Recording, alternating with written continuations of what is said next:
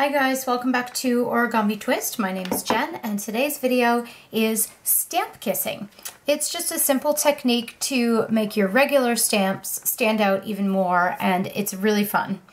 So let's see, we're going to start with a background stamp. I'm using World Map from Stampin' Up, and I apologize for all the shadows. It is late afternoon here, and again, I'm working on it. Still haven't quite figured out the lighting in this room. Okay, I'm taking a clean, solid colored stamp. In this case, it's a circle, and this one's from 2004 from Stampin' Up, so I'm not entirely sure if they still carry something like this, but it's just a round circled stamp, and I'm assuming that many companies carry them. And this one is clean, and then I'm going to take the ink and ink up the area of my background stamp that I want to stamp with. I'm going to go right with the center on this one because it doesn't really matter quite where it is. Some more geometric ones you may want to be more careful about it, but this one doesn't matter. And then I'm just going to press straight down as though I'm using the background stamp as a stamp pad, and then pick it straight up. And that should have applied ink exactly where the background stamp is, so it'll make a really neat image, theoretically. Let's see how it goes. There we go, that's not too bad. You get a little map image. And I'll bring these all closer to you in a minute. I'm just going to stamp through the other ones. And it's the same thing for the airplane. By the way, the airplane is from the Here We Go D1600 Everyday Life stamp set from Close to My Heart, My Acrylics. It's that one. And you just put a bit of ink onto your background stamp, same thing that you did with the circle, making sure it's all over the area that you want to transfer the image from, and then stamp straight down with your stamp. And here we go.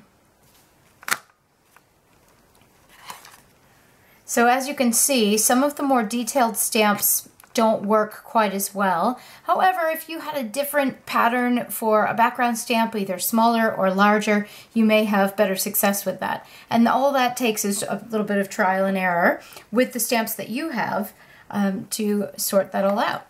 All right, a little bit more ink. And I know that this is stained. I think it maybe stays on that is staining that, so it's actually not going to transfer it all onto the stamp. As you can see, the orange from the Tangerine Tango is transferring beautifully. And there's the number 2.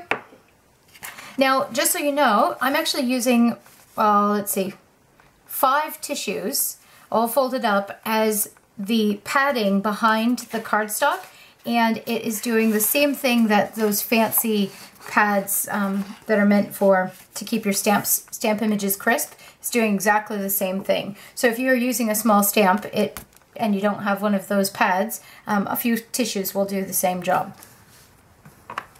Okay, so a little bit of ink again, and this time I'm using a stamp from Close to My Heart called, it's from the Insta Life collection, C1615, and it kind of looks like an Instagram image. Oh, and the number 2 is from C1622 In Review Everyday Life collection from Close to My Heart. And straight down onto the stamp, and straight up, and straight down onto the paper, and straight up. And I'll show you these a little bit closer. So there's your circle, there's your airplane, there's the number 2, and that would be really cool for like mixed media, wouldn't it? It's kind of a little bit edgy, you can almost tell that it's a 2, and then the Instagram frame, which I think is my favorite. I think it gives a really neat look to that stamp. And that's all there is to it, guys. It's super straightforward. All you need really is 2 stamps, one with a fairly solid image, and then one, of course, with your background stamp. And of course, if you're doing something mixed media-wise, you could use a more detailed stamp and a background stamp to use the kissing technique, just to see what would happen. As long as you can ink up the whole area of the first stamp, it creates these beautiful images. So I hope you give that one a try and use it on some of your cards and possibly some of your origami, especially that origami box would be great with this technique. And I hope you guys have a great day. We'll see you back here on Friday with another video, and hopefully with a little bit better lighting. I'll try filming a little bit earlier in the day. All right, we'll talk to you soon, guys. Bye-bye.